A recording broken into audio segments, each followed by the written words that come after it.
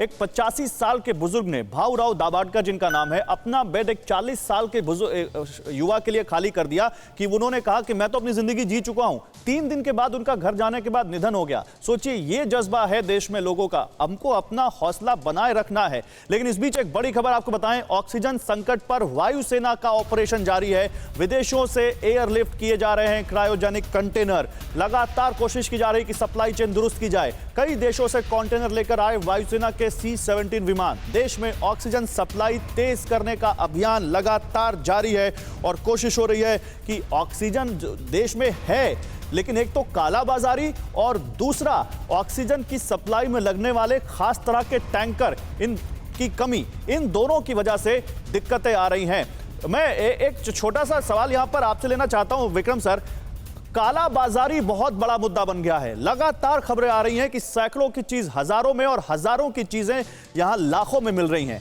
एक एक सिलेंडर 50-50 हजार में, एक एक रेमडेसिविर का इंजेक्शन 50-50 हजार में बिक रहा है। क्या प्रशासन इस मामले में फेल साबित हुआ है इस कालाबाजारी को रोकने में?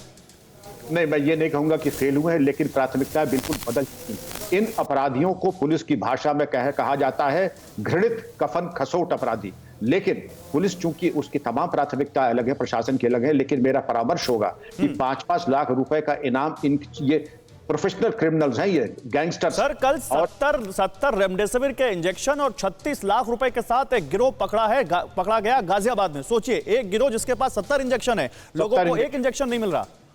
आप डॉक्टर DK गुप्ता से पूछिए, ये अगर हम मांगे तो नहीं दे पाएंगे। डॉक्टर श्याम अग्रवाल आपको हमें नहीं दे पाएंगे। लेकिन गिरोह ये बताया जाता है कि 10% रेमडेसिविर ऑक्सीजन काला बाजारियों और कफन खसोट अपराधियों के कब्जे में है। इनके ऊपर डेकॉय कस्टमर्स बना करके, आपने सही कहा कि 6,000 का सिलेंडर 50,000 में, रेमडेसिविर के इंजेक्शन मुझे मालूम है कि NCR और दिल्ली में 1-1 लाख के बिक रहे हैं और इनके ऊपर कहर बन के टूटना पुलिस की जिम्मेदारी है। क्या कहना है, क्या यहां पर अगर पुलिस कमर कस ले, क्या इन लोगों के बारे में हम जैसे लोग भी अगर इनके बारे में रिपोर्ट करें तो ये कालाबाजारी करने वाले लोगों की वजह से अगर इन पर लगाम लगे तो बहुत स्थिति सुधर सकती है, जो जरूरतमंद हो उनको चीजें मिल सकती हैं? मैं सर DGP विक्रम सिंह साहब पूर्ण रूप से सहमत हूँ। इन लोगों पे रासुका लगानी चाहिए, इन लोगों को तुरंत जेल भेज देना चाहिए। और ऐसे लोग को अगर हम कुछ कठोर कदम उठाएंगे तो शायद जो बाकी लोग कालाबाजारी कर रहे हैं उनको भी अकल आ जाएगी। तो इस समय चाहिए कि ऐसे लोगों को इतना कठोर संदेश जाना चाहिए कि उनकी रूह कांप जाए और दोबारा इस तरह के काम करने की हिम्मत ना करें, और जो सोच रहे हो वो भी ना करें। तो इसलिए इस समय कुछ हमें कठोर नियम लागू करने पड़ेंगे। और दूसरी बात मैं फिर बोलूंगा, रेमडेसिविर के लिए मैं डॉक्टर से भी अनुरोध करूंगा, ये कोई रामबाण दवा नहीं है, इसके लिए बार बार प्रिस्क्राइब नहीं करें। लोग बाहर घूम रहे हैं, कोई फायदा नहीं है।